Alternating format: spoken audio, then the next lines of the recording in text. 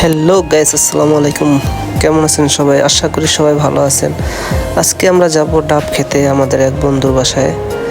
তো চলেন, let's go, দেখা যাক বন্ধুর বাড়িতে গাছে ডাব আছে কিনা।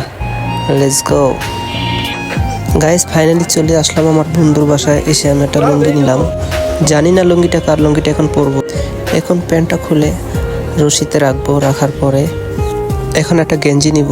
জানি না কার গেঞ্জি লুঙ্গি, আমার বন্ধু জানে। ওদের বাড়িতে আসলাম, গেঞ্জিটা পরে নিলাম। নেওয়ার পরে এখন একটু শীষ আসলো আমার। গাছে ওঠার আগে একটু শীষ করে নিলাম, যদি গাছে ধরে তাহলে কি করব বুঝতেই পারছি। বিসমিল্লাহ বলে গাছে ওঠা শুরু করলাম। জানি না কি হয়, সবাই দোয়া করবেন জানি কোনো বিপদ না হয়, সুস্থ মতো জানি গাছে উঠতে পারি।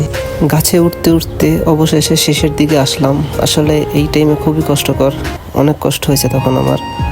এই টাইমে খুবই কষ্ট হয়, শরীরে শক্তি পাওয়া যায় না, হাতে জোর পাওয়া যায় না। অবশেষে ফাইনালি উঠে গেলাম।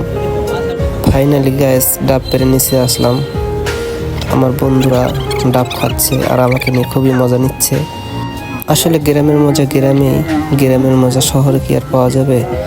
নিজেদের গাছ থেকে ডাব পেরে খাওয়া যে একটা আনন্দ, খুবই আনন্দ।